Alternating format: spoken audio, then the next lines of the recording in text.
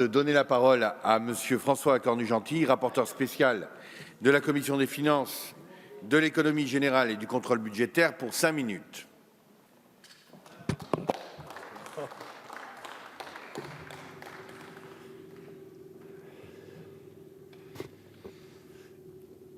Merci, Monsieur le Président, Madame la Ministre, Mesdames les Ministres, Madame la Présidente de la Commission, mes chers collègues.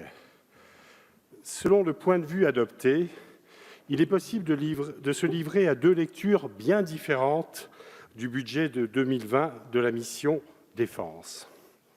Si l'on s'en tient à une approche technique et immédiate, ce que nous propose le gouvernement et sa majorité, nous voyons un budget assurément renforcé et consolidé. Cela n'est pas contestable. Mais si nous prenons un peu de recul, à la fois dans l'espace et dans le temps, nous mettons alors en lumière de très sérieuses faiblesses.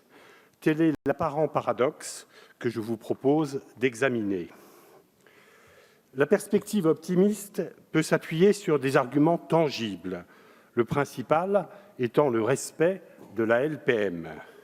Marche après marche, la progression budgétaire d'1,7 milliard se réalise, ce qui n'est pas rien.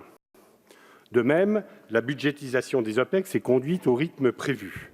En outre, de multiples initiatives témoignent d'un réel dynamisme.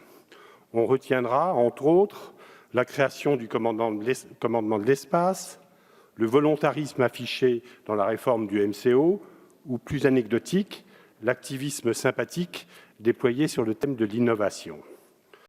L'ensemble, surtout comparé à d'autres ministères moins privilégiés, donne l'image d'une institution militaire qui trace sa voie malgré les difficultés du moment. Le chemin semble solidement balisé, l'avenir assuré. Il faut donc saluer ce redressement significatif. Aussi, je comprends parfaitement la satisfaction de tous ceux qui y contribuent. Je crois néanmoins qu'il serait à la fois trompeur et réducteur d'en rester là. En effet, dès lors que l'on élargit la perspective, c'est au contraire un tableau assez préoccupant qui s'offre à nous.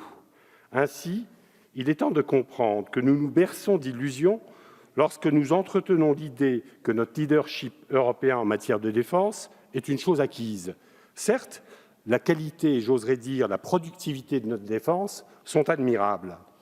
Mais cette première place, dont nous nous targuons toujours, est-elle tenable dans la durée avec un différentiel de plus de 10 milliards par rapport au budget britannique? Et ce n'est pas tout.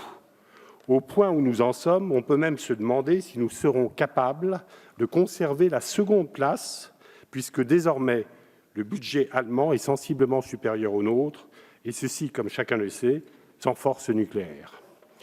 De tels événements méritent qu'on s'y arrête. Pouvons-nous continuer à faire comme si cette relégation n'existait pas, ou au mieux à en parler comme d'un risque, alors qu'elle est déjà une réalité? Et comment ne pas voir que cela change tout, notamment pour cette Europe de la défense que nous imaginions autrefois dans un tout autre environnement? Enfin, quelle est notre stratégie face au basculement majeur? Mystère. On saisit le paradoxe de la situation. Le redressement engagé est bien réel, mais il ne permet pas de stopper le déclassement en cours. Dans ce contexte, en dépit des efforts consentis, l'avenir n'apparaît pas radieux, mais extrêmement difficile.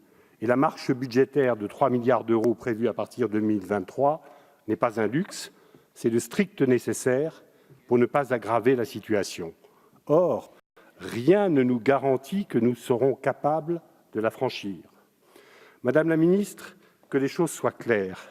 Je reconnais bien volontiers les points forts de votre budget. Et bien sûr, je ne vous reprocherai pas le déclassement que je viens d'évoquer. Il serait en effet injuste de l'attribuer à ce gouvernement alors que le processus est plus ancien. En revanche, je regrette que vous n'osiez pas ouvrir le nécessaire débat qu'appelle cette situation afin de redéfinir une stratégie crédible. Certes, je n'ignore pas les travaux de la revue stratégique qui ont été conduits d'ailleurs avec le plus grand sérieux. Mais vous le savez bien, en dépit de l'appellation, il s'agissait essentiellement d'un cadrage budgétaire et qui, en outre, n'intégrait pas le pilier central du nucléaire. Le véritable débat stratégique sur les ambitions de la France et les moyens de les atteindre, ce débat indispensable, toujours attendu par les états-majors, n'a jamais eu lieu. Il serait du devoir du président de la République de l'ouvrir et de ne pas contourner la représentation nationale. En un mot, et pour conclure, je vous dirais qu'il est bien d'avancer, mais qu'il serait sage de se demander enfin où nous en sommes et surtout où nous allons.